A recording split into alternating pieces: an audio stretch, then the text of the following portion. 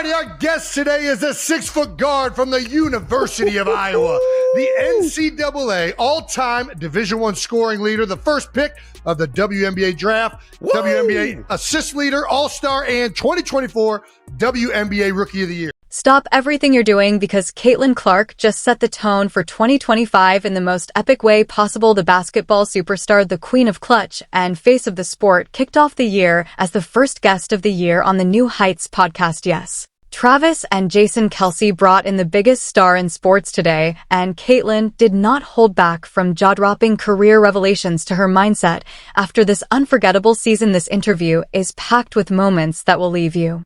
She's the most requested guest in the history of our show, and the Time Magazine Athlete of the Year, Miss Caitlin Clark. Please welcome everyone. Yeah. But wait, what's Caitlin's take on the pressure of being a sports icon? What's next for her skyrocketing career? And why is everyone buzzing about that one comment she made about the NBA? Sit tight, because we're breaking it all down right here, right now. Are you ready? Let's go. Appreciate it. I'm excited. I don't get excited about many things, but this is at the top of my list, so. We made it. The Kelce brothers wasted no time setting the stage.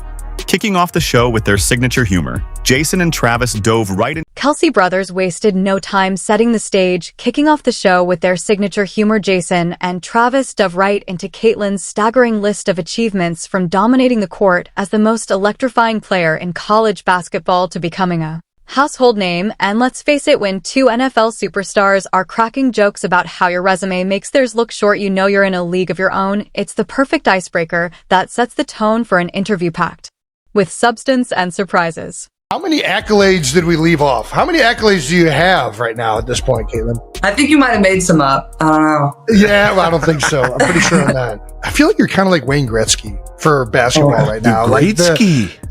The amount. If you go to the Wikipedia page and you look at like the list of like awards and achievements, it's like endless.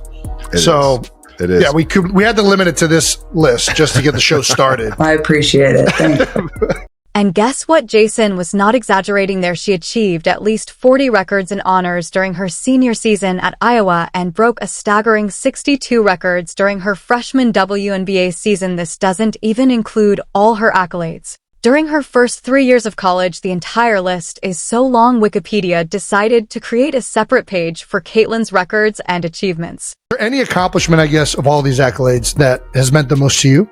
Oh gosh, that's a good question. Well, I'd give you the answer my mom would say is probably academic All-American. She was proud of me for being a good student in college. So that's that answer. Nobody Love talks that about answer that. from mom. What I'm talking about. I did all right in school, so hung in there. But other than that, I mean, they're all cool, but you don't really care. It kind of just comes with it. Comes with having fun. Caitlin then shifts gears, bringing a heartfelt moment to the conversation. She shares how her mom is over the moon about her being named an academic All-American, a title that to her family means just as much as her dominance on the court. Caitlin explains that all these accolades are just byproducts of putting in the work and genuinely enjoying the game. Breaking records, that was never her aim. But then comes the gold. Caitlin opens up about what she thinks is her coolest achievement so far. Athlete of the Year was cool too, just because you see the list of like all the athletes that they've had prior to me, and a lot of those people I idolized growing up, and LeBron's been the only other basketball player. So, and it's cool as a woman, like they haven't had many females on the cover too. So for women's sports, it's kind of special, but you know, just kind of comes with playing the game and having fun, as you guys know. Ever humble Caitlin gracefully brushes aside the spotlight on her Time Athlete of the Year honor. For her, it's not just a personal accolade, it's a win for women's sports as a whole. She emphasizes how this recognition shines a light on the progress being made across the board, from packed arenas to skyrocketing viewership. Caitlin's perspective is clear. It's bigger than her, and that humility is exactly why she continues to be such a beloved figure on and off the court.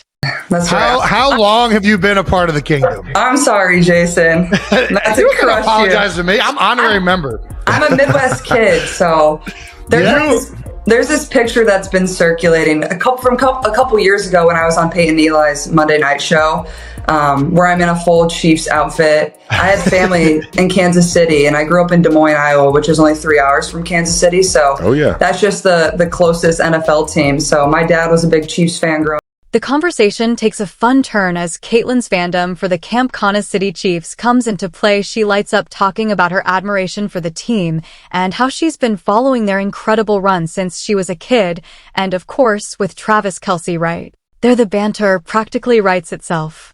Next voice. And then comes her big Chiefs fan request to Travis. Next voice. And she's right. Here's Caitlin talking about her Chiefs fandom as a child. People think I'm like a bandwagon Chiefs fan. I'm like, no, I was there before Patrick and Travis. Like I love it. We were ride or dies. So we've been big fans. And now obviously all the success you guys have had has made it a lot of fun for us. Caitlin dives into her early basketball journey, recounting how the game has been a constant in her life since day one. She shares stories about playing against boys, her days in middle school, the moments she began to stand out, and then drops a jaw-dropping revelation. She received her first college recruiting letter in 7th grade. Yes, while most kids were worried about middle school drama, Caitlin was already on the radar of major programs. Let's hear her talk about that incredible moment and how it shaped her path forward. Childhood, like my brother loved Tony Gonzalez. Like that was Tony his G. guy. Yeah. What a guy. So He was the chief. We would go to like one game a year growing up with my cousins down in Kansas City. That's so and we fun. still try to go. We went to the Christmas Day game last year. I think the year before you might have played on Christmas Eve, maybe. We went to that. We were sitting outside for that one. My toes were like about to fall off. My fingers about to fall off. I don't get how you guys play in that type of weather, but it's fun. And like obviously we got heaters on the sideline. They let us cheat. Arrowhead's not too bad. And then comes her big Chiefs fan request to Travis. I got some time. So hopefully I can make it to a Chiefs game here soon. Maybe a playoff game or something. So I'll tell you what, we punched our ticket, so we're definitely we're gonna at least Love have. I would assume we at least got one at Arrowhead, but you're invited to them all. So all right, appreciate you guys. Thank you so much. Caitlin then talks about how her parents ensured she got to enjoy her high school years and surrounded her with great influences that helped her shape who. No, it was always a big deal. My dad always had them on, whether we were in the basement, whether we were upstairs. A lot of times my family would be cooking. My mom is like the best chef of all time. So she would oftentimes make really good food while we were watching, but that's what I really looked forward to most on Sundays. You know, there wasn't obviously college sports, but you know, we would be watching the Chiefs and I would be upset if they lost, and I still am. Like every Sunday, that's what, you know, is usually the brightest part of my day is turning on the TV and watching. Yeah, so I didn't really take any visits until like after my freshman year of college, and then I didn't decide until my senior year, so I was never in a rush, and my parents did a really good job of like make sure, you know, I have a good circle around me. Like it wasn't always about college recruitment. I wasn't like posting my offers. Like also that wasn't really a thing when I was as grown up. So the trio then joke around how college recruitment has become a social media frenzy and reminisce about the good old days. She's 22 and she's already talking about how times have changed. She's clearly mature way beyond her years. we heard you got your first recruiting letter in 7th grade. Yeah. Is this true? Yeah. So at the time, like, That's insane. It's insane. Were you It's playing honestly- with high schoolers at this point? yeah, it's honestly sad. Like where college like recruitment has kind of gone. It's just insane. But also, I got you. I feel very fortunate. Like my parents were just like, they told my older brother, like, go get the mail. Like, we don't want your sister to see that. They like wanted me to be in 7th that's grade and cool. like enjoy middle school and like hang out yeah. with your friends. Like you shouldn't That's be cool. worrying I about love where you're going that. to college. I love that so much. Caitlin reflects on her rookie season, a delicate balancing act between blending in with her team and standing out as a player destined for greatness. She explains how she navigated the challenges of stepping into a competitive environment while staying true to her style of play. It's a fascinating look at the mindset of an athlete who knows when to lead, when to listen, and how to elevate the entire team without overshadowing the collective effort. I didn't really take any visits until like after my freshman year of college, and then I didn't decide until my senior year. So I was never in a rush, and my parents did a really good job of like make sure, you know, I have a good circle around me. Like it wasn't always about college recruitment. I wasn't like posting my offers. Like also that wasn't really a thing when I was growing up. So Caitlin takes a moment to shine the spotlight on her veterans and teammates, giving them full credit for helping her transition smoothly into the game at the next level. She speaks with gratitude about how their guidance, encouragement, and shared experiences helped her find her footing. For Caitlin, it's clear that while her talent is undeniable, it's the support of those around her that has truly made the journey so rewarding. Wow. I mean, it had to be close to when you were growing up. I mean, Yeah, it was close. Like people were starting to do it, like post like, oh, I got an offer from here. I got an offer from here. and especially in basketball. Now it's all you see on social media. It's like only people talk about. It's crazy. But obviously times have changed too. But Oh, times have changed. yeah, it's 7th grade was wild. And I was playing up like 2 years. So I was playing with high schoolers. But yeah, I didn't really like think anything of it. Like I was just going out there and hooping and having fun. And it's kind of just what Remember the scene with Aaliyah Boston during her first game against the Kinetic Sun?